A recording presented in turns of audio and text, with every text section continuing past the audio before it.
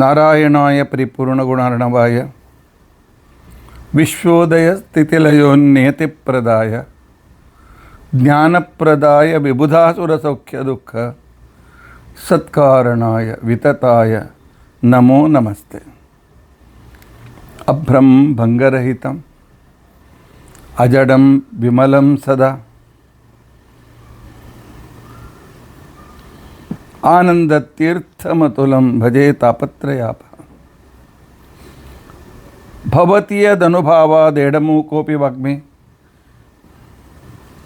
ಜಡಮತಿರಪಿ ಜಂತುರ್ಜಾಯತೆ ಪ್ರಾಜ್ಞಮೌಲಿಃ ಸಕಲವಚನಚೇತೋ ದೇವತಾ ಭಾರತೀ ಸಹ ಮಮ ವಚಸಿ ನಿಧತ್ತಾಂ ಸನ್ನಿಧಿಂ ಮಾನಸೇ ಚ.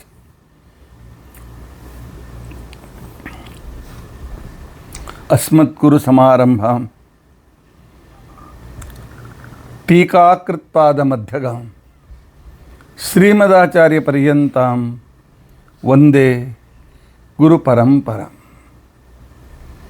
ವಿದ್ಯಾಯಾಂ ವಿಬುಧಾಚಾರ್ಯಂ ವೇದಜ್ಞಾನಾಬ್ಧಿಚಂದಿರಂ ದುರ್ಮತಧ್ವಾಂತಮಾರ್ತಾಂಡಂ ಸತ್ಯಧ್ಯಾನ್ಮುನಿಂ ಭಜೆ.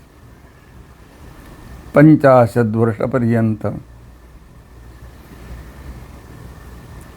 ಸತತಂ ರಾಮಪೂಜಕಃ ಶ್ರೀ ಸತ್ಯಪ್ರಮೋದ ಗುರುರಾಟ್ ಭಾಸತಾಂ ನೋ ಹೃದಂಬರೆ. ಬಂಧುಸ್ತ್ವಂ ಗುರುರಿಷ್ಟದೈವತಮಿತಿ ತ್ವತ್ಪಾದಪಂಕೇರುಹಂ ಪ್ರಾಪ್ತಂ ಮಾಂ ಪರಿಪಾಲಯೇತಿ ಸತತಂ ಯಾಚೇ ನಿಬದ್ಧಾಂಜಲಿ. ಚಿತ್ತಂ ಮದ್ಗುಣದೋಷಚಿಂತನವಿಧೌ ನೂನಂ ಮನಾಂ ಮಹಾಕೃತಾಃ ಶ್ರೀ ಸತ್ಯಾತ್ಮಗುರು ತ್ವದಂಘ್ರಿಯುಗಲಂ ಹಿತ್ವಾ ನಮೇ ಸದ್ಗತಿ. ಯೈರಹಂ ಶುಕವತ್ ಸಮ್ಯಕ್ ಶಿಕ್ಷಿತೋಸ್ಮಿ ಕೃಪಾಲುಭಿಃ ತಾನ್ ವಂದೇ ಧೇನುಪಾಚಾರ್ಯಾನ್ ತತ್ವಜ್ಞಾನಾರ್ಥಸಿದ್ಧೈ. ಶ್ರೀ ಗುರುಭ್ಯೋ ನಮಃ. ಹರಿ ಓಂ ಹರಿ ಓಂ ಹರಿ ಓಂ ಹರಿ ಓಂ.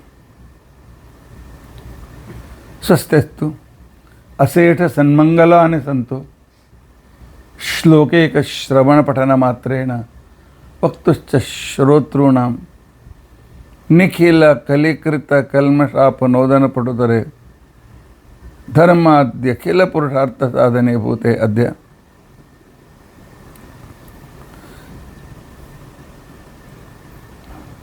ಬೃಹತಿ ಸಹಸ್ರ ವಿಷ್ಣು ಸಹಸ್ರನಾಮಯೋಃ ತುಲನಾತ್ಮಕ ವಿವರಣಾರಂಭೆ ಸತಿ ಕಿಂಚಿತ್ ಪೂರ್ವಕಥಾನುವಾದಃ.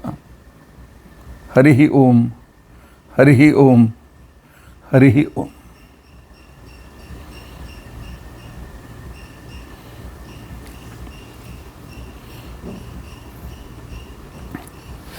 ನಿನ್ನೆ ನಾವು ಪರಮಾತ್ಮನ ಮೊದಲನೇ ಹೆಸರು ಏನು ಅಂತ ಅನ್ನೋದ್ರ ಬಗ್ಗೆ ಚಿಂತನೆ ಮಾಡಿದೆವು. ಅದಕ್ಕಿಂತ ಮೊದಲು ಅಪ್ರಮೇಯ ಅಂತನ್ನೋ ಪರಮಾತ್ಮನ ಹೆಸರಿನಿಂದ ಜಗತ್ತನ್ನು ಸೃಷ್ಟಿಸಿದ ವ್ಯಕ್ತಿ ಅವನೇ, ಪ್ರತಿಯೊಂದು ವಸ್ತುವಿನಲ್ಲಿಯೂ ಕೂಡ ಅವನೇ.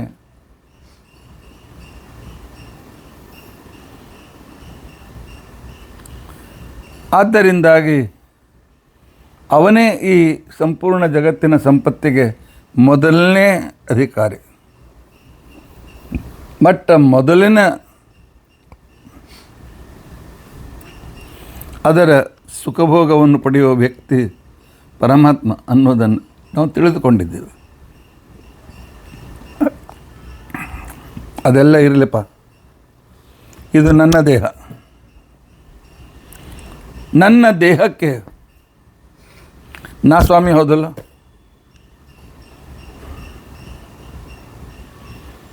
ಶಾಸ್ತ್ರ ಹೇಳ್ತದೆ ನೋ.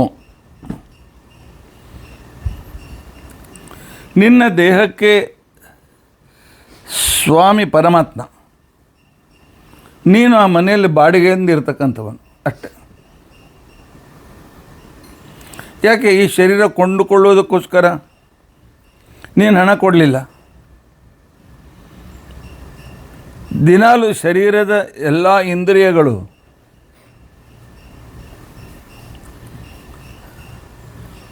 ನಡೆಸುವುದಕ್ಕೋಸ್ಕರ ನೀನು ಅದಕ್ಕೆ ಬಾಡಿಗೆ ಕೊಡ್ತಾ ಇಲ್ಲ, ಅಥವಾ ನೀ ಯಾವ್ದಾರ ಮೆಕ್ಯಾನಿಕನ್ನು ಇಟ್ಟಿಲ್ಲ. ಎಲ್ಲ ಇಂದ್ರಿಯಗಳಲ್ಲಿ ಇಂದ್ರಿಯಾಭಿಮಾನಿ ದೇವತೆಗಳಲ್ಲಿ ಇದ್ದು ಅವರಿಗೆ ಸಾಮರ್ಥ್ಯವನ್ನು ಕೊಟ್ಟು ಆ ಇಂದ್ರಿಯದ ಕೆಲಸ ಸರಿಯಾಗಿ ನಡೆಯಲಿ ಅಂತೇಳಿ ಮಾಡ್ತಾ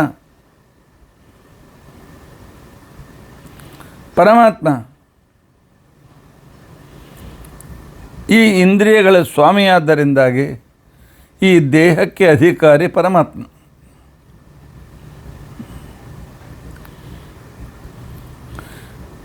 ನನ್ನ ದೇಹಕ್ಕೆ ಅಧಿಕಾರಿ ಪರಮಾತ್ಮ ನೆನಪಿಟ್ಟುಕೊಳ್ಳಿ. ನಿಮ್ಮ ಎಲ್ಲರ ದೇಹ ಪರಮಾತ್ಮ ಕೊಟ್ಟ ಮನೆ, ಇರ್ತೇವೆ.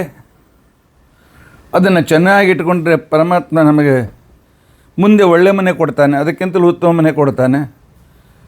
ಈ ದೇಹವನ್ನು ಅಪವಿತ್ರಗೊಳಿಸಿದರೆ ಇದಕ್ಕಿಂತಲೂ ಕೆಟ್ಟ ಯೋನಿಯಲ್ಲಿ ಹೋಗಿ ಬೀಳು ಅಂತೇಳಿ ಯಾವುದೋ ಪ್ರಾಣಿ ಪಶು ಪಕ್ಷಿ ಯೋನಿಯಲ್ಲಿ ಹಾಕಿಬಿಡ್ತಾನೆ. ಈ ದೇಹಗಳ ಅಷ್ಟೇ ಅಲ್ಲ, ಈ ದೇಹದ ಪ್ರತಿಯೊಂದು ಇಂದ್ರಿಯಕ್ಕೂ ಕೂಡ ಅವನೇ ಸ್ವಾಮಿ. ಆದ್ದರಿಂದಾಗಿ ಅವನಿಗೆ ಹೃಷಿಕೇಶ ಅಂತೇಕೊಂಡಂತ ಹೆಸರು. ಹೃಷಿಕೇಶ 48ನೆಯ ವಿಷ್ಣು ಸಹಸ್ರನಾಮದ ಹೆಸರು ಹೃಷಿಕೇಶ. ಹೃಷಿಕಾಣಂ, ಹೃಷಿಕ ಅಂದರೆ ಇಂದ್ರಿಯಗಳು, ಈಶಃ ನಿಯಾಮಕ, ಹೃಷಿಕೇಶ.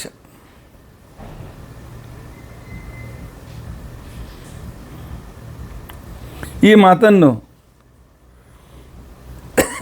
ಬೃಹತಿ ಸಹಸ್ರ ಮಂತ್ರ ಹೇಳ್ತದೆ. ಭೂಲೋಕ ದ್ಯುಲೋಕ ಎಲ್ಲೆಲ್ಲಿ ಎಷ್ಟೆಷ್ಟು ಶರೀರಗಳಿವೆ, ಆ ಶರೀರಗಳ ತತ್ವಾಭಿಮಾನಿ ದೇವತೆಗಳು ನನ್ನ ಆಜ್ಞೆಯಿಂದ ಆ ಶರೀರದ ಆ ಅವಯವನ್ನು ಸುರಕ್ಷಿತವಾಗಿಟ್ಕೊಳ್ತಾರೆ. ಅದನ್ನು ಸರಿಯಾಗಿಟ್ಟುಕೊಳ್ಳೋ ಜವಾಬ್ದಾರಿ ನನ್ನ ಕಣ್ಣಿನ ಜವಾಬ್ದಾರಿ ಸೂರ್ಯನಿಗಿದೆ, ಕಿವಿಯ ಜವಾಬ್ದಾರಿ ದಿಗ್ದೇವತೆಗಳಿಗಿದೆ, ನನ್ನ ಮುಖದ ಜವಾಬ್ದಾರಿ ಬಾಯ ಜವಾಬ್ದಾರಿ ಅಗ್ನಿಗೆ ಇದೆ, ನನ್ನ ನಾಲಿಗೆಯ ಜವಾಬ್ದಾರಿ ವರುಣನಿಗಿದೆ, ನನ್ನ ಮೂಗಿನ ಜವಾಬ್ದಾರಿ ಅಶ್ವಿನಿ ದೇವತೆಗಳಿಗಿದೆ. ಆ ನಂತರ ನನ್ನ ತ್ವಗೇಂದ್ರಿಯಕ್ಕೆ ಅಭಿಮಾನಿಯಾಗಿರ್ತಕ್ಕಂಥ ಇದು ಪರಮಾತ್ಮನ ರೂಪ. ಆ ನಂತರ ನನ್ನ ಕೈಗೆ ನನ್ನ ಮುಖಕ್ಕೆ ಅಭಿಮಾನಿ ಅಗ್ನಿ ಪುನಃ. ಆ ನಂತರ ನನ್ನ ಕೈಗೆ ಅಭಿಮಾನಿ ದಕ್ಷ ಪ್ರಜಾಪತಿ, ನನ್ನ ಕಾಲುಗಳಿಗೆ ಅಭಿಮಾನಿ ಇಂದ್ರಪುತ್ರ ಜಯಂತ. ಆನಂತರ ನನ್ನ ಮಲವಿಸರ್ಜನೆ ಮಾಡ್ತಕ್ಕಂತಹ ಇಂದ್ರಿಯಕ್ಕೆ ಅಭಿಮಾನಿ ಸೂರ್ಯ. ಆನಂತರ ನನ್ನ ಜನನೇಂದ್ರಿಯಕ್ಕೆ ಅಧಿಕಾರಿ ವೈವಸ್ವತಮನು. ಈ ರೀತಿ ಮಿತ್ರನಾಮಕ ಸೂರ್ಯ. ಆನಂತರ ಮಿತ್ರನಾಮಕ ಸೂರ್ಯ ನನ್ನ ಮಲ ವಿಸರ್ಜನೆಯ ಇಂದ್ರಿಯಕ್ಕೆ ಅಧಿಪತಿಯಾಗಿದ್ದರೆ, ನನ್ನ ಜನೇಂದ್ರಿಯಕ್ಕೆ ಅಧಿಪತಿ ಸ್ವಯಂಭವ ಮನು ಆಗಿದ್ದಾನೆ. ಆ ಇಂದ್ರಿಯಗಳು ಸರಿಯಾಗಿ ಇರುವಂತೆ ನಾವು ಯಾವಾಗಲೂ ಕಾಳಜಿ ವಹಿಸಬೇಕು. ಅದಕ್ಕೋಸ್ಕರ ಯೋಗ ಮಾಡಬೇಕು, ಅದಕ್ಕೋಸ್ಕರ ಹಿತಮಿತವಾದ ಆಹಾರವನ್ನು ಸ್ವೀಕರಿಸಬೇಕು. ಕಣ್ಣು ಕೆಡಬಾರ್ದು ಅಂತ ತಿಳ್ಕೊಂಡಂತೇಳಿ 24 ತಾಸು ಟಿ ವಿ ಮೊಬೈಲ್ ನೋಡೋದು ಬಿಡಬೇಕು. ಇಲ್ಲ ಅಂತಂದರೆ ಅಲ್ಲಿ ದೇವತೆಗಳಿಗೆ ಪೀಡೆ ಆಗ್ತದೆ, ಶಾಪ ಕೊಡ್ತಾರೆ ದೇವತೆಗಳು. ಇನ್ನೊಬ್ಬರ ನಿಂದೆಯನ್ನೇ ಕೇಳ್ತಾ ಇದ್ದರೆ ಅಲ್ಲಿರ್ತಕ್ಕಂಥ ದೇವತೆಗಳಂತಾರೆ ಇವನಿಗೆ ಕಿವಿ ಕೊಟ್ಟು ಉಪಯೋಗ ಇಲ್ಲ ಅಂತ ತಿಳ್ಕೊಂಡಂತೇಳಿ ಕಿವಿ ಕೆಟ್ಟು ಹೋಗ್ಬಿಡ್ತಾರೆ. ಒಮ್ಮೆ ಗಂಟಲು ಕೆಟ್ಟು ಹೋಗ್ತದೆ, ನೆಗಡಿಯಿಂದ ಮೂಗು ತನ್ನ ಕೆಲಸ ನಿಲ್ಲಿಸ್ತದೆ.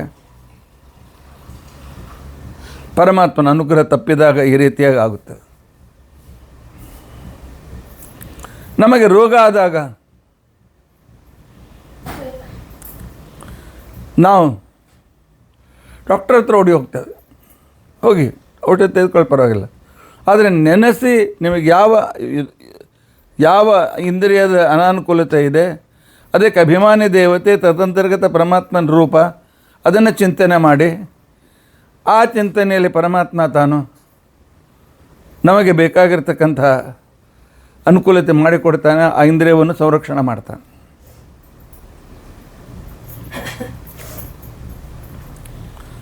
ಯಾಕೆ ನಮ್ಮ ಶರೀರವೇ ಒಂದು ಮಂದಿರ. ಇಷ್ಟು ಭಾಗದಲ್ಲಿ ನಾರಾಯಣ ಇದ್ದಾನೆ, ಸೊಂಟದವರೆಗೂ ವಾಸುದೇವ ಇದ್ದಾನೆ, ಸೊಂಟದ ಕೆಳಗೆ ಸಂಕರ್ಷಣ ಇದ್ದಾನೆ, ಬಲಭಾಗಕ್ಕೆ ಪದ್ಮನಾಭ, ಎಡಭಾಗಕ್ಕೆ ಅನಿರುದ್ಧ.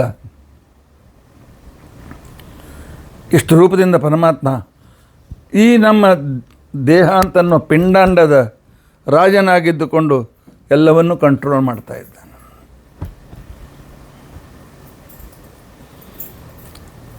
ಶರೀರದ ಕ್ರಿಯೆ ನಡೆಯಬೇಕಾಗಿದ್ದರೆ ಇಂದ್ರಿಯಗಳು, ಪಂಚಜ್ಞಾನೇಂದ್ರಿಯ, ಪಂಚಕರ್ಮೇಂದ್ರಿಯ, ಪಂಚಮಹಾಭೂತ, ತನ್ಮಾತ್ರಾದಿಗಳು ಬೇಕು.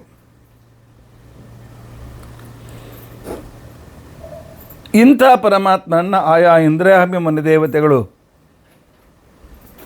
ಅವನನ್ನು ಸ್ತೋತ್ರ ಮಾಡ್ತಾ, ಪರಮಾತ್ಮ ಬಾರಪ್ಪ ಇರು, ನಮ್ಮ ಕಡೆಯಿಂದ ಈ ಇಂದ್ರಿಯವನ್ನು ಸರಿಯಾಗಿ ನೋಡುವಂತೆ ಮಾಡು ಅಂತ ಹೇಳಿ ಒಂದು ಪ್ರಾರ್ಥನೆ ದೇವತೆಗಳು ಮಾಡ್ತಾರೆ ಅಂತನ್ನೋ ವಿಚಾರವನ್ನು ಈ ಋಷಿಕೇಶ ಬೃಹತಿ ಸಹಸ್ರದ ಮಂತ್ರ 48ನೇ ಮಂತ್ರ ಹೇಳ್ತಾರೆ. ತಾಮ್ರಸಾರದಲ್ಲಿ ಜಗನ್ನಾಥದಾಸರು 10ನೇ ಪದ್ಯದಲ್ಲಿ ಈ ಸಂಪೂರ್ಣ ದೇಹದಲ್ಲಿ ಪರಮಾತ್ಮ ಮತ್ತು ಇಂದ್ರಿಯಾಭಿಮಾನಿ ಅಂತ ಋಷಿಕೇಶನು ಈ ದೇಹವನ್ನು ನೋಡಿಕೊಳ್ತಾರೆ ಅಂತಕ್ಕನ್ನೋ ಮಾತನ್ನು ಹೇಳಿದ್ದಾರೆ. ಪುರುಷನಾಮಕ ಸರ್ವಜೀವರು ಜೀವರೊಳಗೆ ಜೀವರೊಳಿರುವ ದೇಹಾಕಾರ ರೂಪದಿ ಕರ್ಣನಿಯಾಮಕ ಋಷಿಕಮನು ಇಂದ್ರಿಯಗಳಲ್ಲಿ. ಪುರುಷ ಅಂತಿಕೊಂಡಂಥೇಳಿ ಬಿಂಬಮೂರ್ತಿಯಾದ ಪರಮಾತ್ಮ ನಮ್ಮ ದೇಹದ ಆಕಾರ ಏನಿದೆ ಅದರಂತೆ ಒಳಗೆ ಬಿಂಬಮೂರ್ತಿ ಇದ್ದಾನೆ.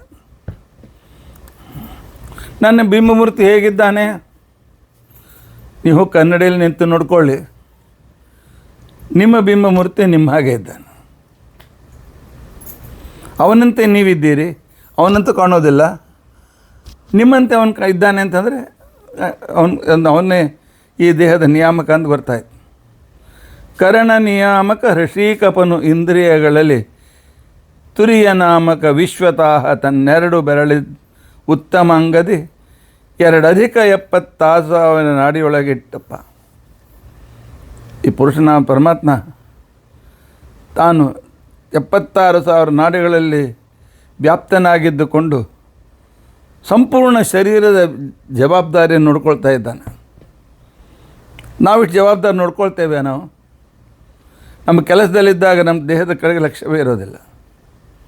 ಆದರೆ ಪರಮಾತ್ಮ ಮಾತ್ರ ಯಾವಾಗಲೂ ಜಾಗೃತನಾಗಿರ್ತಾನೆ. ಈ ದೇಹಕ್ಕೆ ಇಂದ್ರಿಯಾಭಿಮಾನಿಗಳೆಲ್ಲರೂ ಆ ಪರಮಾತ್ಮನಿಗೆ ದಾಸರು.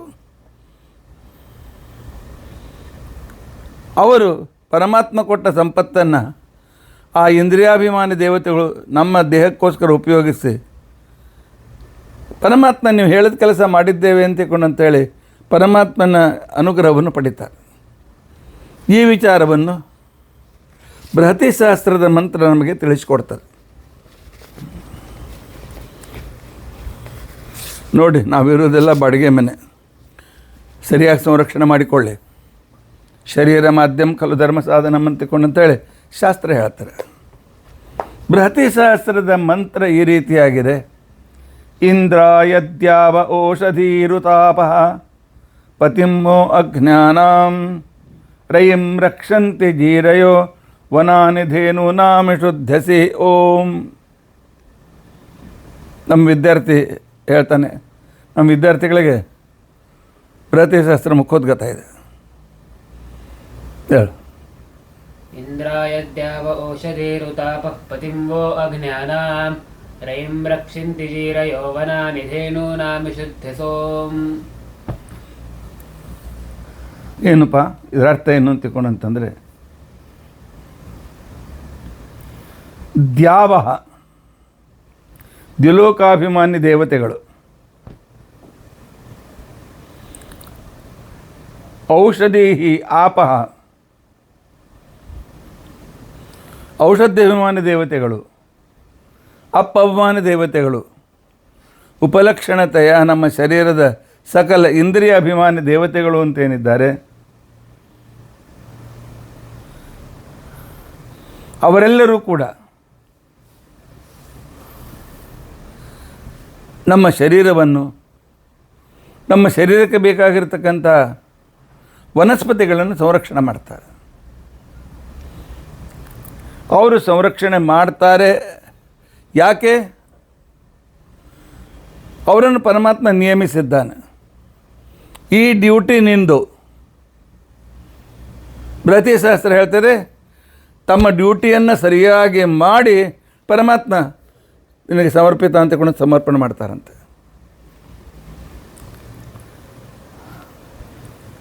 ಇದನ್ನು ಈ ಮಂತ್ರ ಈ ರೀತಿಯಾಗಿ ಹೇಳ್ತಾರೆ. ಇಂದ್ರಾಯ, ಇಂದ್ರನಾಮಕನಾದಂತಹ ಪರಮಾತ್ಮನ ತೃಪ್ತಿಗೋಸ್ಕರ ದ್ಯುಲೋಕಾಭಿಮಾನಿಗಳಾಗಿರ್ತಕ್ಕಂಥ ಅನೇಕ ದೇವತೆಗಳಿದ್ದಾರೆ. ಅವರೆಲ್ಲರೂ ಔಷಧಿ, ಪೃಥ್ವಿ ಇತ್ಯಾದಿಗಳ ಮತ್ತು ವನಗಳ ವನಗಳಿಗೆ ಸ್ವಾಮಿಗಳಾಗಿರ್ತಕ್ಕಂಥ ಅಭಿಮಾನಿಗಳಾಗಿರ್ತಕ್ಕಂಥ ದೇವತೆಗಳು, ಇವರೆಲ್ಲರೂ ಕೂಡ ರಯಿಂ ರಕ್ಷಂತಿ, ಸಂಪತ್ತನ್ನು, ಇಂದ್ರಿಯಗಳು ಒಂದು ದೊಡ್ಡ ಸಂಪತ್ತುಗಳು, ಈ ಸಂಪತ್ತನ್ನು ಸಂರಕ್ಷಣೆ ಮಾಡ್ತಾರೆ.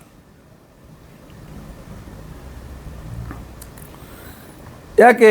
ಆ ಪರಮಾತ್ಮನಿಂದ ಅವರು ನಿಯಮರಾಗಿದ್ದಾರೆ. ಅಂದರೆ ಏನರ್ಥ ಆಯಿತು? ಪೃಥ್ವಿಯ ಅಭಿಮಾನಿಯಾದಂಥ ಧರ ಮತ್ತು ಶನಿ, ಅಪ್ಪಕ್ಕೆ ಅಭಿಮಾನಿ ಆಗಿರ್ತಕ್ಕಂಥ ವರುಣ, ಸೂರ್ಯ, ತೇಜಕ್ಕೆ ಅಧಿಪತಿಯಾಗಿರ್ತಕ್ಕಂತಹ ಅಗ್ನಿ, ವಾಯುಕ್ಕೆ ಅಭಿಮಾನಿಯಾಗಿರ್ತಕ್ಕಂತಹ ಕೋಣವಾಯು, ಆಕಾಶಕ್ಕೆ ಅಭಿಮಾನಿಯಾಗಿರ್ತಕ್ಕಂತಹ ಮಹಾಲಕ್ಷ್ಮಿ ಮತ್ತು ಗಣಪತಿಗಳು,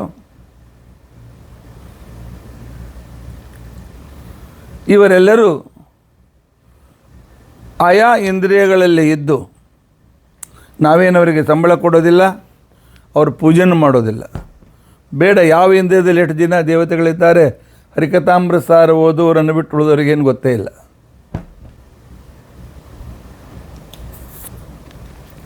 ತಂತ್ರಗ್ರಂಥಗಳಲ್ಲಿ ಇವೆಲ್ಲ ವಿಚಾರ ಬಂದಿವೆ. ನಮ್ಮಲ್ಲಿ ತಂತ್ರಗ್ರಂಥ ಓದೋರು ಎಷ್ಟು ಜನ? ಬೆರಳೆಣಿಕೆಯಷ್ಟು ಕೂಡ ಇಲ್ಲ. ಹೀಗಾಗಿ ಎಲ್ಲ ದೇವತೆಗಳು, ಆಕಾಶಾಭಿಮಾನಿ ಲಕ್ಷ್ಮೀ ಮತ್ತು ಗಣಪತಿ, ಇವರೆಲ್ಲರೂ ಕೂಡ ಪರಮಾತ್ಮನ ಆಜ್ಞೆಯಿಂದ ಈ ಇಂದ್ರಿಯದಲ್ಲಿ ಪ್ರವೇಶ ಮಾಡಿ ಆಯಾ ಇಂದ್ರಿಯಗಳ ಜವಾಬ್ದಾರಿಯನ್ನು ತೆಗೆದುಕೊಂಡಿದ್ದಾರೆ. ಆದಿತ್ಯ ಚಕ್ಷುರ್ಭೂತ್ವ ಅಕ್ಷಿಣೀ ಪ್ರಾವಿಶತ. ಆದಿತ್ಯ ಸೂರ್ಯ ತನ್ನ ಬಿಂಬರೂಪಿಯಾದಂತಹ ಆದಿತ್ಯನಿಂದ ಪ್ರೇರಿತನಾಗಿ ತಾನು ಚಕ್ಷುರ್ಭೂತ್ವ, ಕಣ್ಣುಗಳಲ್ಲಿ ಕಣ್ಣಿನ ಆಕೃತಿಯನ್ನು ಧರಿಸಿ ಅಲ್ಲಿ ಪ್ರವೇಶ ಮಾಡಿ ಪರಮಾತ್ಮನಿಂದ ಪ್ರೇರಿತನಾಗಿ ತನ್ನ ಕೆಲಸವನ್ನು ಮಾಡ್ತಾ ಇದ್ದಾನೆ. ಓಷಧಿ ವನಸ್ಪತಿಯೋ ಲೋಮಾನಿ ಭೂತ್ವ. ಪರಮಾತ್ಮ ಒಂದು ರೂಪ ಇದೆ, ವಿಶಾಲವಾಗಿರ್ತಕ್ಕಂಥ ರೂಪ ಇದೆ. ನಮ್ಮ ಅಂತರ್ಮಯ ಪರಮಾತ್ಮನ ರೂಪ ಇದೆ. ಆ ರೂಪದಲ್ಲಿ ಔಷಧಿ ವನಸ್ಪತಿಗಳು ಪರಮಾತ್ಮನ ರೋಮಕೂಪಗಳಾಗಿ ಅವನ ಶರೀರದಲ್ಲಿ ವ್ಯಾಪ್ತವಾದವು. ಆನಂತರ ಆಪೋ ರೇತೋ ಭೂತ್ವ, ನೀರು ರೇತಸ್ಸಾಗಿ ಅದು ನೀರಿನ ಅಭಿಮಾನಿಯಾದಂಥ ವರುಣನನ್ನು ಪ್ರವೇಶ ಮಾಡಿದ ಪರಮಾತ್ಮ.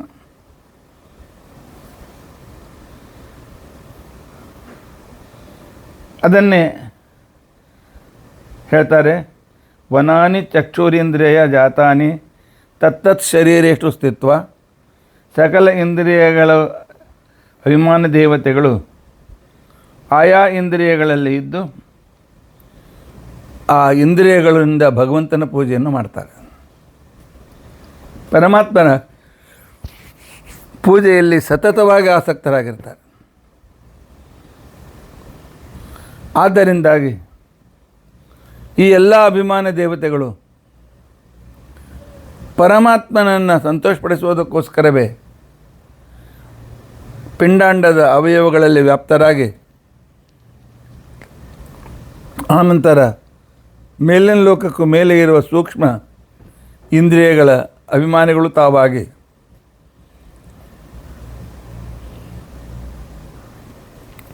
ನಮ್ಮನ್ನು ಯಾವಾಗಲೂ ರಕ್ಷಣೆ ಮಾಡ್ತಾ ಇರ್ತಾರೆ.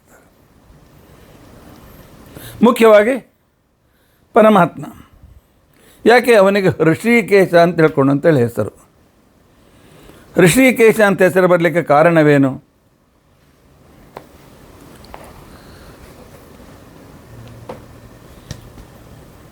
ಹಾಗೆ ದ್ಯಾವ ದ್ವಿಲೋಕಾಭಿಮಾನಿ ದೇವತೆಗಳು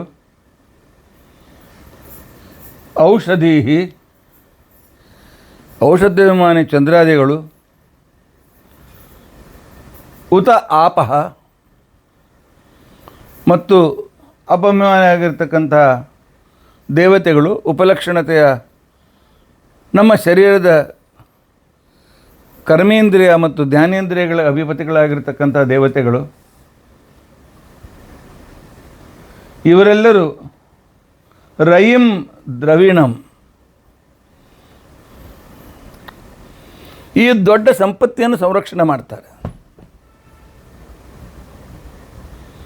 ಅಷ್ಟೇ ಅಲ್ಲ, ಕಾಡಿನ ವನಸ್ಪತಿಗಳನ್ನು ಕೂಡ ಸುರಕ್ಷಿತವಾಗಿಡ್ತಾರೆ.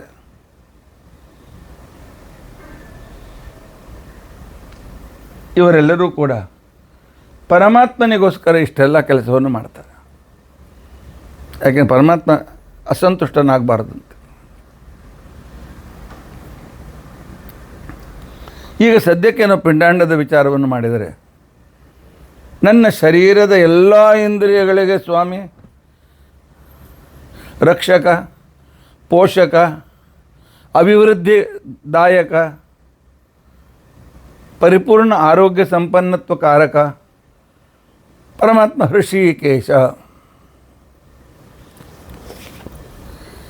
ಭಾಳ ಸುಲಭ.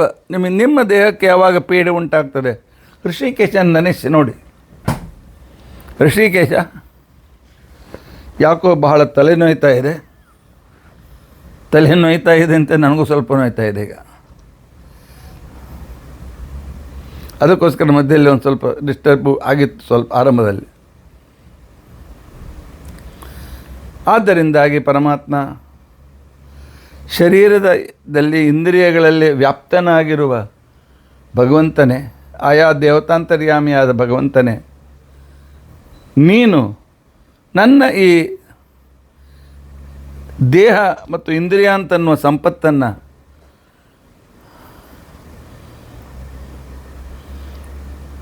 ದೇವತೆಗಳಿಗೆ ಹೇಳಿಸಿ ಇವು ರಕ್ಷಣೆಯಾಗುವಂತೆ ನೋಡು, ಮತ್ತು ಈ ರಕ್ಷಿತವಾಗಿರ್ತಕ್ಕಂಥ ಇಂದ್ರಿಯದ ಸುಖವನ್ನು ಅನುಭವಿಸಿ ನನ್ನ ಯೋಗ್ಯತಾನುಸಾರವಾಗಿ ನನಗೆ ಕೊಡು. ಇಷ್ಟು ನಾವು ದೇವರಲ್ಲಿ ಪ್ರಾರ್ಥನೆ ಮಾಡಬೇಕು. ಈ ಎಲ್ಲ ಇಂದ್ರಿಯಾಭಿಮಾನಿ ದೇವತೆಗಳ ಸ್ವಾಮಿ ಋಷಿಕೇಶ. ಆದ್ದರಿಂದಾಗಿ ಋಷಿಕೇಶ ಧಾಮದ ನಿರ್ವಚನವನ್ನು ನಾವು ಸ್ವಲ್ಪ ತಿಳಿದುಕೊಳ್ಳಲಿಕ್ಕೆ ಪ್ರಯತ್ನಿಸೋಣ.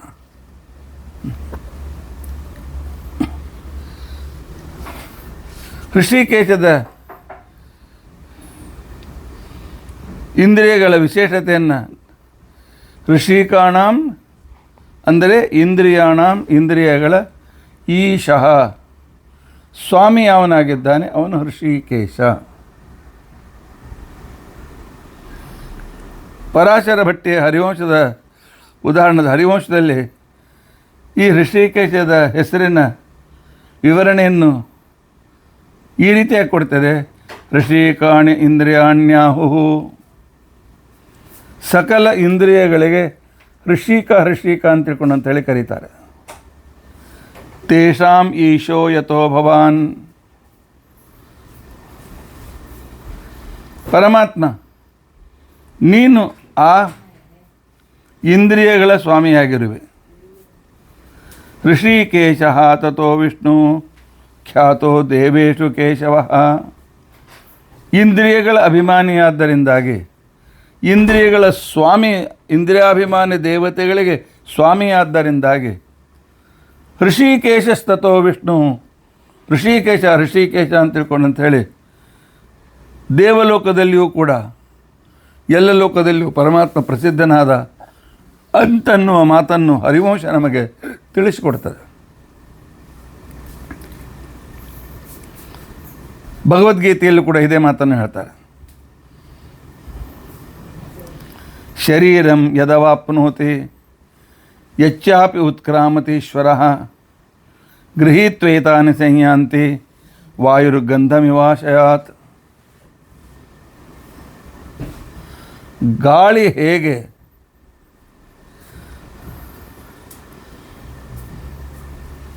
ಆಯಾ ಪುಷ್ಪಗಳ ಗಂಧವನ್ನು, ಆಯಾ ವಸ್ತುಗಳ ಗಂಧವನ್ನು ಸೂಕ್ಷ್ಮವಾದ ಭಾಗ ತೆಗೆದುಕೊಂಡು ಹೇಗೆ ಮುಂದೆ ಹೋಗ್ತಾನೆ, ಕಾಡಿನಲ್ಲಿ ಬೀಸಿದ ವಾಯು ಏನು ಮಾಡ್ತಾನೆ ಅಂತಕೊಂಡಂತಂದರೆ ಅವನು ಅಲ್ಲಿ ಇರ್ತಕ್ಕಂತಹ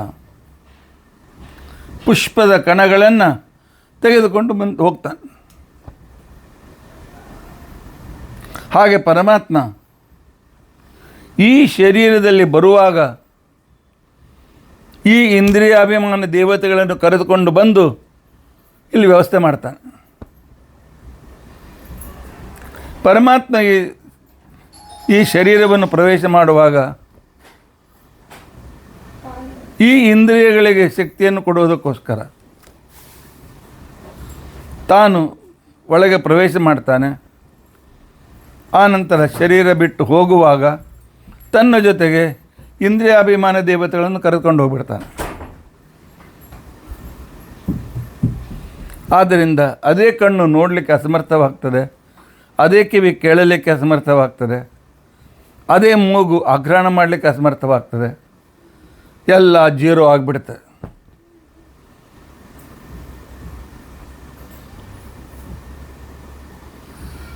ಇವತ್ತು ನಾನು ನಮ್ಮ ಒಬ್ಬ ಶಿಷ್ಯರ ಮನೆಗೆ ಹೋಗಿದ್ದೆ. ಪಾಪ ಅವರ ಮನೆಯವರು 3 ದಿನಗಳ ಹಿಂದೆ ಈ ದೇಹ ಬಿಟ್ಟು ಹೊರಟೋಗಿದ್ದಾರೆ. ಆಗ ಅವ್ರ ಮನೆಯವರು ಹೇಳ್ತಾ ಇದ್ದರು, ಪ್ರಾಣ ಹೋಗುವ 3 ನಿಮಿಷ ಮೊದಲನೇವರೆಗೂ ಅವ್ರು ಮಾತನಾಡ್ತಾಯಿದ್ರು.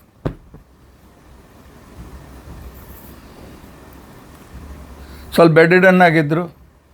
ಅವರನ್ನು ಎಬ್ಬಿಸಿ ವೀಲ್ ಚೇರ್ ಮೇಲೆ ಕೂಡಿಸ್ತಿದ್ರು. ಬೆಳಗಿನಿಂದ ಫಿಸಿಯೋಥೆರಪಿ ಮಾಡಿಕೊಂಡಿದ್ದಾರೆ. ಕುರ್ಚಿಯ ಮೇಲೆ ಕುಳಿತುಕೊಂಡು ಟಿ ವಿಯಲ್ಲಿ ನ್ಯೂಸ್ ನೋಡಿದ್ದಾರೆ.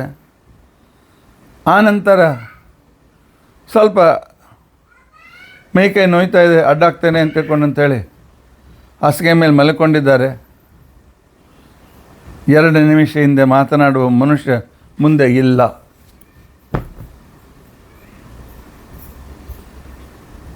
ಯಾಕೆ? ದೇವರು ಇಂದ್ರಿಯಗಳ ಆ ಸಂಪೂರ್ಣ ಶಕ್ತಿಯನ್ನು ಕರೆದುಕೊಂಡು ಹೋಗ್ಬಿಟ್ಟ. ಕಣ್ಣು ಕಾಣಿಸ್ತಾ ಇರಲಿಲ್ಲ, ಕಿವಿ ಕೇಳಿಸ್ತಿರಲಿಲ್ಲ, ಮಾತನಾಡಲಿಕ್ಕೆ ಬರ್ತಿರಲಿಲ್ಲ. ಈ ರೀತಿಯಾಗಿ ಈ ಇಂದ್ರಿಯಗಳ ಅಭಿಮಾನಿ ದೇವತೆ ಋಷಿಕೇಶ ನಾಮಕನಾಗಿರ್ತಕ್ಕಂಥ ಪರಮಾತ್ಮ.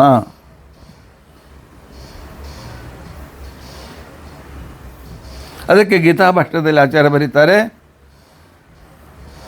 ಶರೀರದಲ್ಲಿ ಬರುವಾಗ, ಶರೀರ ಬಿಟ್ಟು ಪರಮಾತ್ಮ ಹೊರಡುವಾಗ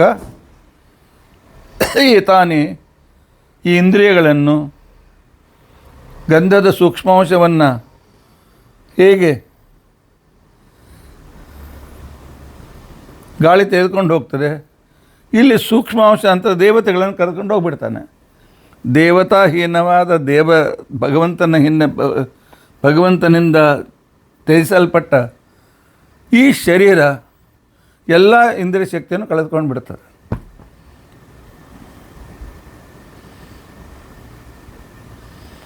ಪರಮಾತ್ಮ ಬಿಟ್ಟು ಹೋದ ಮೇಲೆ ಅದ್ರ ಜೊತೆಗೆ ಅವನ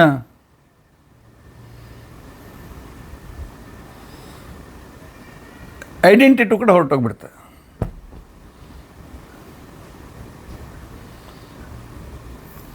ಹೋಗಿರ್ತಕ್ಕಂಥ ಒಬ್ಬ ವ್ಯಕ್ತಿ ಸುರೇಶ ಅಂತ ತಿಳಿದುಕೊಳ್ಳಿ.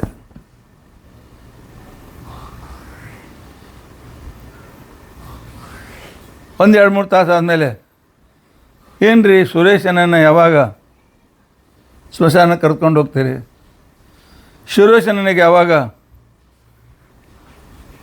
ಅಗ್ನಿ ಸಂಸ್ಕಾರ ಕೊಡ್ತೀರಿ ಅಂತ ಮಾತಾಡ್ತಾರ? ಇಲ್ಲ. ಈ ಡೆಡ್ ಬಾಡಿಯನ್ನು ಯಾವಾಗ ತೆಗೆದುಕೊಂಡು ಹೋಗ್ತೀರಿ? ಐಡೆಂಟಿಟಿ ಕೂಡ ಹೊರಟೋಗ್ಬಿಡ್ತದೆ ನಮ್ಮದು.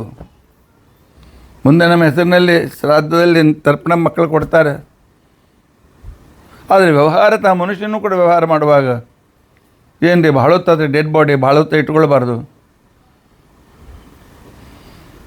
ಯಾವ ವ್ಯಕ್ತಿ ಈ ಮನೆಯನ್ನು ಪೂರ್ತಿ ನಡೆಸ್ತಾ ಇದ್ದ 2 ನಿಮಿಷದ ನಂತರ ಇಲ್ಲ, ಅವನನ್ನು ಒಯ್ದು ಅವನನ್ನೆಲ್ಲ ದೇವರು ಎಲ್ಲ ಇಂದ್ರಿಯಮಾನ ದೇವತೆಯನ್ನು ಕರ್ಕೊಂಡು ಹೋದ ಮೇಲೆ ನಿಷ್ಕ್ರಿಯವಾಗಿರ್ತಕ್ಕಂಥ ಈ ಜಡ ಶರೀರವನ್ನು ಅಗ್ನಿಗೆ ಅರ್ಪಣೆ ಮಾಡಲಾಗ್ತದೆ.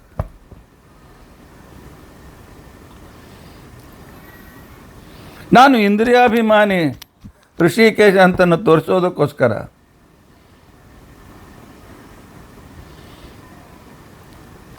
ಪ್ರಹ್ಲಾದನಿಗೆ ಪರಮಾತ್ಮ ಒಲಿದು ಬಂದ. ಪ್ರಹ್ಲಾದನಿಗಿಲ್ಲ, ಧ್ರುವನಿಗೆ. ಧ್ರುವ ತನಗೆ ನಾರದರು ಉಪದೇಶ ಮಾಡಿದ ಪ್ರಕಾರ ವಾಸುದೇವನನ್ನೇ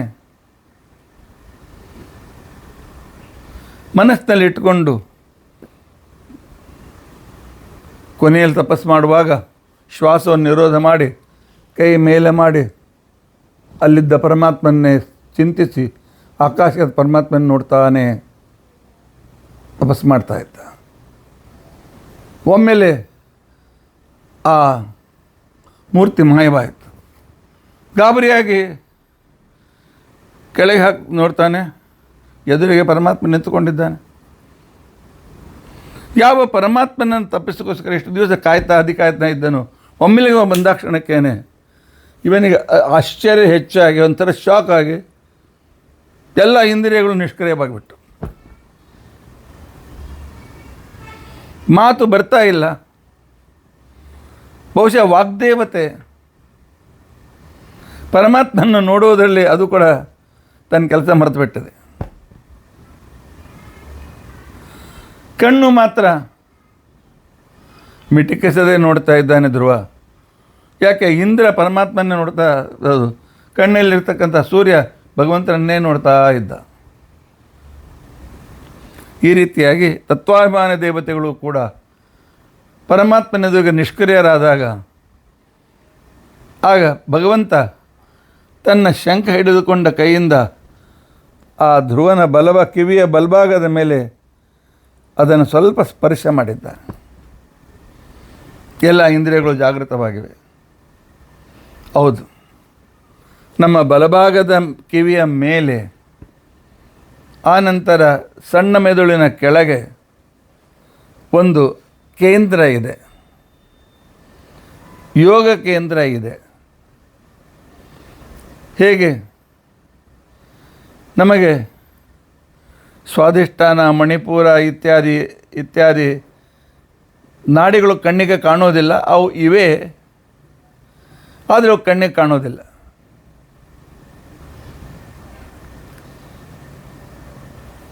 ಆದ್ದರಿಂದಾಗಿ ಪರಮಾತ್ಮ ರುದ್ರ ದೇವತೆಗಳು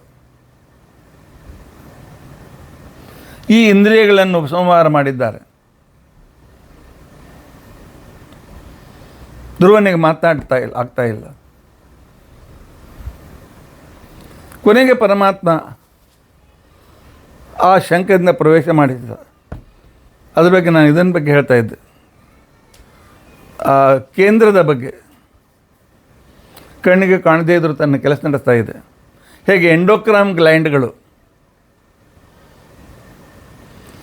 ಆಯಾ ಸ್ಥಳದಲ್ಲಿ ಇದ್ದು ಆಯಾ ಸ್ಥಳದ ಅವಯವಗಳಿಗೆ ಹೇಗೆ ತಮ್ಮಿಂದ ಉಪಕಾರ ಮಾಡ್ತಾ ಇವೆ, ಅದನ್ನು ನಮ್ಮ ಸೂಕ್ಷ್ಮ ಯಂತ್ರದಲ್ಲಿ ಅದನ್ನು ನೋಡಲಿಕ್ಕೆ ಆಗೋದಿಲ್ಲ. ಅದೇ ರೀತಿಯಾಗಿ ಕೂಡ ಭಗವಂತನನ್ನು ಶರೀರದಲ್ಲಿದ್ದ ಭಗವಂತನ ನೋಡಲಿಕ್ಕೆ ಆಗೋದಿಲ್ಲ. ಇಂಥ ಪರಮೋಪಕಾರಿಯಾದ ಪರಮಾತ್ಮ ತನ್ನ ಶಂಖದಿಂದ ಮುಟ್ಟಿಸಿದಾಕ್ಷಣಕ್ಕೆ, ಅಂದರೆ ಲಕ್ಷ್ಮೀ ಮತ್ತು ವಾಯುದೇವರ ಸನ್ನಿಧಾನಯುಕ್ತವಾಗಿರ್ತಕ್ಕಂಥದ್ದನ್ನು ಅವನಿಗೆ ಸ್ಪರ್ಶ ಮಾಡಿದರೆ ಆಗ ಪರಮಾತ್ಮ ಮತ್ತೆ ಅವನ ಶರೀರವನ್ನು ಪ್ರವೇಶ ಮಾಡಿ ಇಂದ್ರಿಯಾಭಿಮಾನಿ ದೇವತೆಗಳನ್ನು ಜಾಗೃತಗೊಳಿಸಿದ್ದ. ಆಗ ಧ್ರುವನಿಗೆ ಮಾತನಾಡಲಿಕ್ಕೆ ಸಾಧ್ಯವಾಗಿದೆ.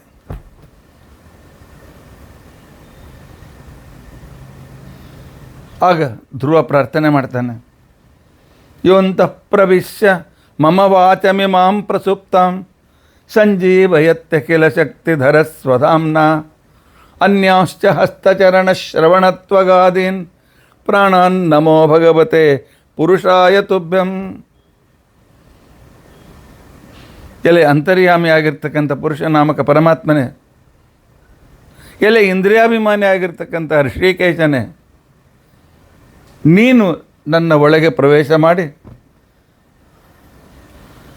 ಪ್ರಸುಪ್ತಾಂ ನಿನ್ನನ್ನೇ ನೋಡೋದಲ್ಲಿ ಆಸಕ್ತರಾದಂತಹ ಆ ತತ್ವಾಭಿಮಾನಿ ದೇವತೆಗಳು ಅವರೆಲ್ಲರೂ ಕೂಡ ನಿಶ್ಚೇಷ್ಟರಾಗಿದ್ದರು. ಅಂಥವರಿಗೆ ಅನ್ಯಾಶ್ಚ ಹಸ್ತಚರಣ ಶ್ರವಣತ್ವಗಾದೇನ್, ಇಂದ್ರಿಯಾಭಿಮಾನಿ ದೇವತೆಗಳು, ಶ್ರವಣಾಭಿಮಾನಿ ದೇವತೆಗಳು ಎಲ್ಲ ಇವುಗಳು ನಿಷ್ಕ್ರಿಯರಾಗಿರ್ತಕ್ಕಂಥ ಸಂದರ್ಭದಲ್ಲಿ ಪರಮಾತ್ಮ ನೀನು ಅವರನ್ನು ಜಾಗೃತಗೊಳಿಸಿದೆ ನಿನ್ನ ಶಂಖದ ಸ್ಪರ್ಶದಿಂದ. ಪ್ರಾಣಾನ್ ನಮೋ ಭಗವತೆ ಪುರುಷಾಯ ತುಭ್ಯಂ. ನಮ್ಮ ಪಂಚಪ್ರಾಣಗಳ ರಕ್ಷಕನೂ ಆಗಿರ್ತಕ್ಕಂಥ ಪರಮಪುರುಷ ಪರಮಾತ್ಮ ನಿನಗೆ ನಮಸ್ಕಾರ ಅಂತ ಹೇಳಿ ಸ್ತೋತ್ರ ಮಾಡಿದ್ದೆ. ಬೃಹದಾರಣ್ಯಕ ಉಪನಿಷತ್ನಲ್ಲಿ ಹೇಳ್ತಾರೆ, ಅಥ ಅಧ್ಯಾತ್ಮಂ, ಜಗತ್ತಿನ ವ್ಯಾಪ್ತನಾದಂಥ ಪರಮಾತ್ಮನನ್ನು ವರ್ಣಿಸಿದ ನಂತರ ಅವನ ಇಂದ್ರಿಯಗಳಲ್ಲಿರುವ ಪರಮಾತ್ಮನ ಉಪಕಾರವನ್ನು ವಿವರಿಸ್ತಾ ಬೃಹದಾರಣ್ಯಕ ಉಪನಿಷತ್ತು ಹೇಳ್ತದೆ, ಈಗ ಅಧ್ಯಾತ್ಮಂ ಅಧ್ಯಾತ್ಮಂ ಒಳಗೆ ಬಿಂಬಮೂರ್ತಿಯಾಗಿರ್ತಕ್ಕಂಥ ಪರಮಾತ್ಮನ ಹತ್ತಿರ ಹೋಗಲು ಕಲಿಸುವ ಗ್ರಂಥಗಳಿಗೆ ಅಧ್ಯಾತ್ಮ ಗ್ರಂಥಗಳು ಅಂತ ಕರೀತಾರೆ. ಆಧ್ಯಾತ್ಮಿಕ ಶಾಸ್ತ್ರಗಳು ಅಂತ ಹೇಳಿ ಕರೀತಾರೆ. ಇಂಥ ಪರಮಾತ್ಮ ಅವುಗಳನ್ನೆಲ್ಲ ನೀವು ಜಾಗೃತಗೊಳಿಸಿದೆ. ಆದ್ದರಿಂದಾಗಿ ಸಕಲ ಇಂದ್ರಿಯಾಭಿಮಾನಿಯಾಗಿರ್ತಕ್ಕಂತಹ ಋಷಿಕೇಶನೇ ನಿನಗೆ ನಮಸ್ಕಾರ ಅಂತ ತಿಳ್ಕೊಂಡು ಅಂತೇಳಿ ಧ್ರುವ ಪರಮಾತ್ಮನಿಗೆ ಹೇಳ್ತಾನೆ, ನಿನ್ನ ಸ್ಪರ್ಶದಿಂದ ನನ್ನ ಇಂದ್ರಿಯಗಳು ಜಾಗೃತವಾದವು. ಅಂದರೆ ಸಕಲ ಇಂದ್ರಿಯಗಳು ಪರಮಾತ್ಮನ ಅಧೀನವಾಗಿವೆ, ಋಷಿಕೇಶನ ಅಧೀನವಾಗಿವೆ. ನಾರಾಯಣ ಶ್ರುತಿ ಅಂತನೂ ಗ್ರಂಥ ಹೇಳ್ತಾರೆ, ಶ್ರೋತಃ ಚಕ್ಷು ಸ್ಪರ್ಶನಂಚ ರಸನಂ ಘ್ರಾಣಮೇವ ಚ ಅಧಿಷ್ಠಾಯ ಮನಶ್ಚಾಯಂ ವಿಷಯಾನುಪಸೇವತೆ. ನಾರಾಯಣ ಶ್ರುತಿ ಅಲ್ಲ, ಭಗವದ್ಗೀತಾ 5ನೇ ಅಧ್ಯಾಯದ 9ನೇ ಶ್ಲೋಕ. ನಮ್ಮ ಕಣ್ಣು, ನಮ್ಮ ಕಿವಿ, ನಮ್ಮ ಸ್ಪರ್ಶೇಂದ್ರಿಯ, ನನ್ನ ನಾಲಿಗೆ,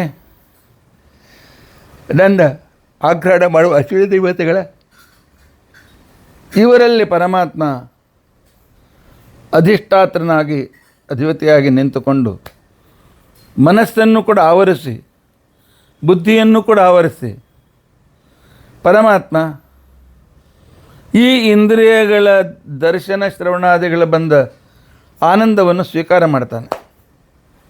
ಸ್ವೀಕಾರ ಮಾಡಿ ಅದನ್ನು ನಮ್ಮ ಇಂದ್ರಿಯಾಭಿಮಾನ ದೇವತೆಗಳು ಕೊಡ್ತಾನೆ. ಇಂದ್ರಿಯಾಭಿಮಾನ ದೇವತೆಗಳ ಮುಖಾಂತರ ನಮಗೆ ಅದು ಸುಖ ಸಿಗಲಿಕ್ಕೆ ಪ್ರಾರಂಭ ಆಗ್ತದೆ.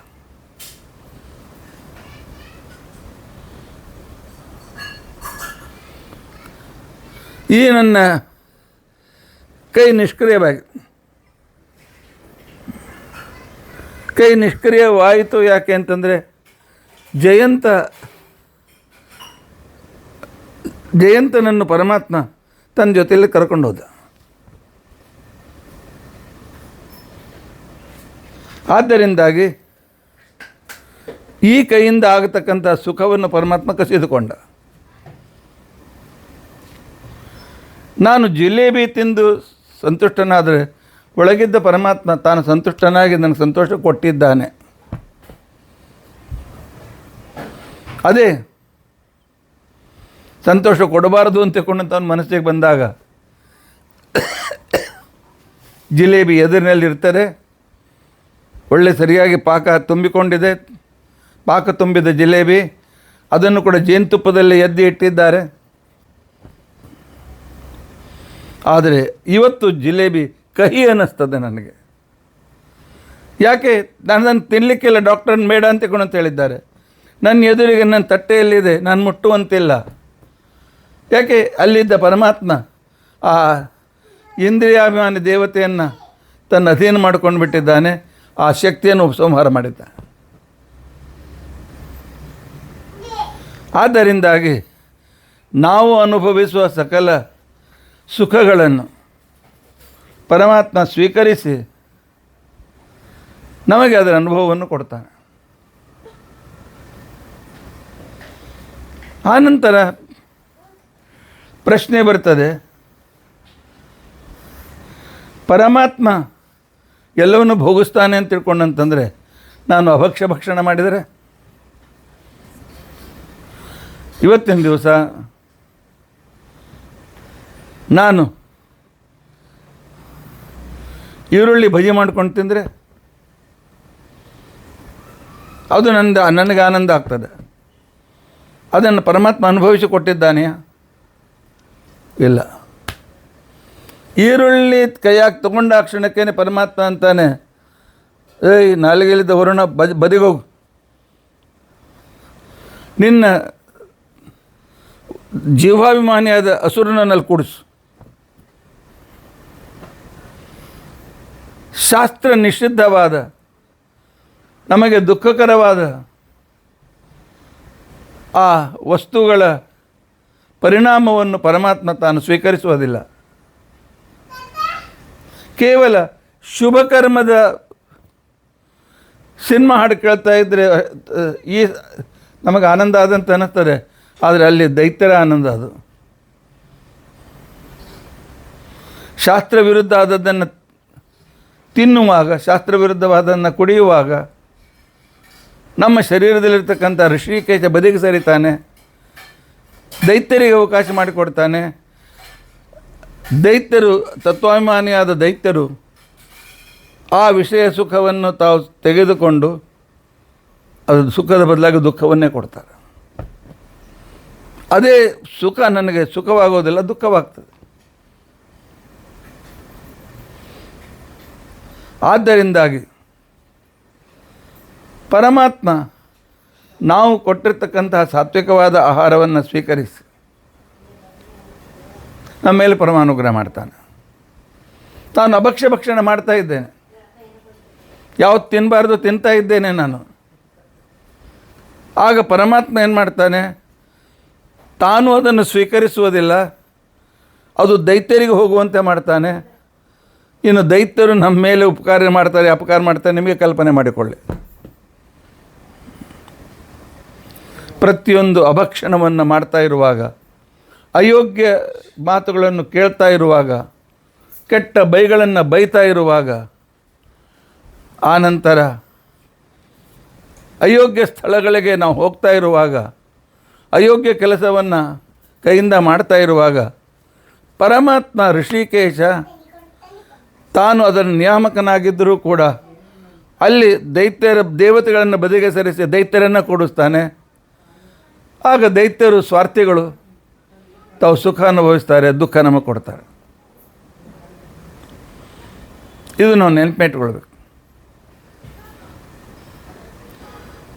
ಶಾಸ್ತ್ರ ವಿರುದ್ಧವಾದದ್ದನ್ನು ನೋಡಬೇಡಿ, ಶಾಸ್ತ್ರ ವಿರುದ್ಧವಾದದ್ದನ್ನು ಕೇಳಬೇಡಿ, ಶಾಸ್ತ್ರ ವಿರುದ್ಧವಾಗಿರ್ತಕ್ಕಂಥ ಅಗ್ರಹಣ ಮಾಡಬೇಡಿ, ಶಾಸ್ತ್ರ ವಿರುದ್ಧವಾಗಿರ್ತಕ್ಕಂಥ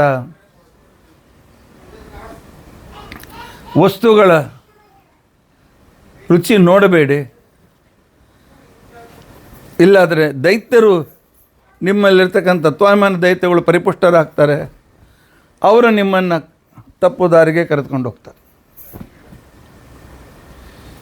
ಆದ್ದರಿಂದಲೇ ಶ್ರೋತ್ರಶ್ಚಕ್ಷುಸ್ಪರ್ಶನಂಚ ರಸನಂ ಘ್ರಾಣಮೇವಚ ಅಧಿಷ್ಠಾಯ ಮನಶ್ಚಾಯಂ.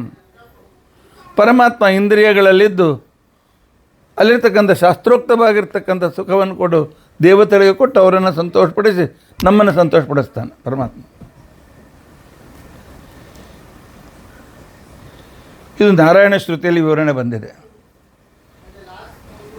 ಬ್ರಹ್ಮಸೂತ್ರದ 2ನೇ ಅಧ್ಯಾಯ 4ನೇ ಪಾದದ 15ನೇ ಸೂತ್ರ, ಜ್ಯೋತಿರಾದ್ಯಧಿಷ್ಠಾನಂತೂ ತದಾ ಮನನಾತ್ ಅಂತನ್ನುವನ್ನು ವಿವರಣೆ ಮಾಡುವಾಗ ಆಚಾರ್ಯರು ಹೇಳ್ತಾರೆ, ಬ್ರಹ್ಮಣೋ ವಾ ಏತಾನಿ ಕರಣಾನಿ ಚಕ್ಷುಶ್ರೋತ್ರಂ ಮನೋವಾಕ್ ಇದು ತದ್ದೈತ್ಯೆ ಕಾರಯತಿ. ಕಾಷಾಯಣ ಶ್ರುತಿಯ ಉದಾಹರಣೆಯನ್ನು ಕೊಟ್ಟು ಶ್ರೀಮದಾಚಾರ್ಯ ಹೇಳ್ತಾರೆ, ನಮ್ಮ ಇಂದ್ರಿಯಗಳು ಪರಮಾತ್ಮನ ಇಂದ್ರಿಯಗಳು. ಬ್ರಹ್ಮಣೋವಾಯತಾನಿ ಕರಣಾನಿ, ಪರಮಾತ್ಮನಿಂದ ನಿಯಮಿತವಾದ ಈ ಇಂದ್ರಿಯಗಳು. ಅಲ್ಲಿ ನಿಯಮದಿಂದ ಕಣ್ಣು, ಕಿವಿ, ಮನಸ್ಸು, ವಾಕ್ ಇವೆಲ್ಲರ ಕೆಲಸವನ್ನು ಪರಮಾತ್ಮ ಮಾಡಿಸ್ತಾನೆ. ಅಶಾಸ್ತ್ರೀಯವಾಗಿದ್ದರೆ ದುಃಖ ಕೊಡ್ತಾನೆ, ಶಾಸ್ತ್ರೀಯವಾಗಿದ್ದರೆ ಸುಖ ಕೊಡ್ತಾನೆ.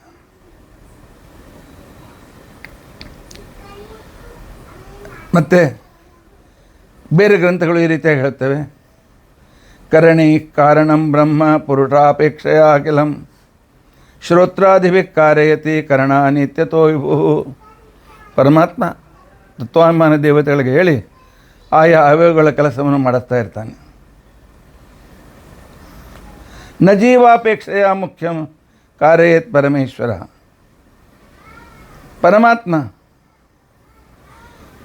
ತಾನು ಯಾವ ಬಯಕೆ ಇಲ್ಲದೆ ಕೇವಲ ನಮಗೆ ಉಪಕಾರ ಮಾಡೋದಕ್ಕೋಸ್ಕರ ಪರಮಾತ್ಮ ನಮ್ಮ ಮೇಲೆ ಪರಮಾನುಗ್ರಹವನ್ನು ಮಾಡ್ತಾನೆ ಅಂತನ್ನೋ ವಿಚಾರವು ಶಾಸ್ತ್ರದ ವ್ಯಾಖ್ಯಾನದಲ್ಲಿ ಬಂದಿದೆ.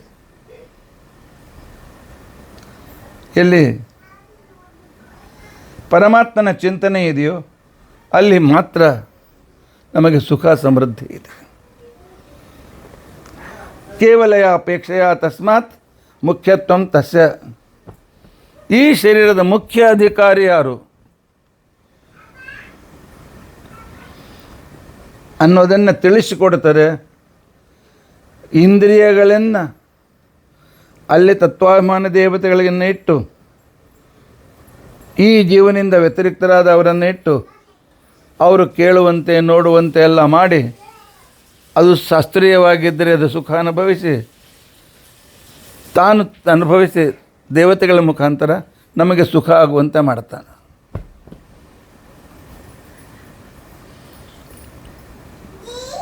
ಜಗತ್ತಿನಲ್ಲಿ ಈ ರೀತಿಯಾಗಿರ್ತಕ್ಕಂಥದ್ದೆಲ್ಲ ಇದೆ. ಆದ್ದರಿಂದಾಗಿ ನಮ್ಮ ಇಂದ್ರಿಯಗಳಿಗೆ ಸ್ವಾಮಿಯಾಗಿರ್ತಕ್ಕಂಥ ಪರಮಾತ್ಮನನ್ನು ನಾವು ಕರೆಯುವುದು ಋಷಿಕೇಶ ಅಂತ ತಿಳ್ಕೊಂಡಂತೇಳಿ. ಅದಕ್ಕೋಸ್ಕರ ಒಳ್ಳೆಯದನ್ನು ನೋಡಿದಾಗ ನಾನು ನೋಡುವುದನ್ನು ಪರಮಾತ್ಮ ಕೃಷ್ಣಾರ್ಪಣ ಅಂತ ಸಮರ್ಪಣೆ ಮಾಡಿಬಿಡಿ. ಒಳ್ಳೆಯ ದಿವ್ಯವಾದ ದೇವರ ನಾಮವನ್ನು ಕೇಳ್ತಾ ಇದ್ದರೆ ಸಂತೋಷವಾದರೆ ಭಗವಂತನಿಗೆ ಸಮರ್ಪಣೆ ಮಾಡಬೇಡಿ. ಪರಮಾತ್ಮ ಆ ಪುಣ್ಯವನ್ನು ತನ್ನ ಹತ್ರ ಇಟ್ಕೊಂಡು ನಮಗೆ ವಿಶೇಷವಾದ ಸುಖವನ್ನು ಕೊಡ್ತಾನೆ. ಆದ್ದರಿಂದಾಗಿ ಪರಮಾತ್ಮನಿಗೆ ಋಷಿಕೇಶ ಅಂತ ತಿಳ್ಕೊಂಡಂತೇಳಿ ಹೆಸರು. ಎಷ್ಟು ಸುಂದರವಾದ ಹೆಸರಿದೆ ಅಲ್ಲ. ಎಷ್ಟು ದಿನಕ್ಕೆ ಅನುಭವಕ್ಕೆ ಬರ್ತಕ್ಕಂಥ ಪರಮಾತ್ಮನ ರೂಪ ಇದು. ಇದನ್ನು ಈ ರೀತಿಯಾಗಿ ಅಭ್ಯಾಸ ಮಾಡಬೇಕು ಅಂತ ಅನ್ನೋದನ್ನು ಸೂಚನೆ ಮಾಡ್ತಾ ಇತಿ ಅದ್ಯ ಕಥಾ ಪ್ರಸಕ್ತಿ. ಹರೇ ರಾಮ ರಾಮ ರಾಮ ಹರೇ ಹರೇ, ಹರೇ ಕೃಷ್ಣ ಕೃಷ್ಣ ಕೃಷ್ಣ ಹರೇ ಹರೇ. ಉಗ್ರಂ ವೀರಂ ಮಹಾವಿಷ್ಣುಂ ಜ್ವಲಂತಂ ಸರ್ವತೋಮುಖಂ ನೃಸಿಂಹಂ ಭೀಷಣಂ ಭದ್ರಂ ಮೃತ್ಯುಂ ನಮಾಮ್ಯಹಂ. ಅಕ್ಷಯಂ ಕರ್ಮ ಯಸ್ಮಿನ್ ಪರೇ ಸ್ವರ್ಪಿತಂ ಪ್ರಕ್ಷಯಂ ಯಾಂತಿ ದುಃಖಾನಿ ಯನ್ನಾಮತಃ. ಅಕ್ಷರೋ ಯೋಜರ ಸರ್ವದೇವಾಮೃತ ಕುಕ್ಷಿಕಂ ಯಸ್ಯ ವಿಶ್ವಂ ಸದಾಚಾರಿಕಂ. ಪ್ರೀಣಯಾಮೋ ವಾಸುದೇವಂ ದೇವತಾಮಂಡಲ ಖಂಡಮಂಡನ. ಶ್ರೀಕೃಷ್ಣಾರ್ಪಣಮಸ್ತು. ಶ್ರೀಕೃಷ್ಣಾರ್ಪಣ.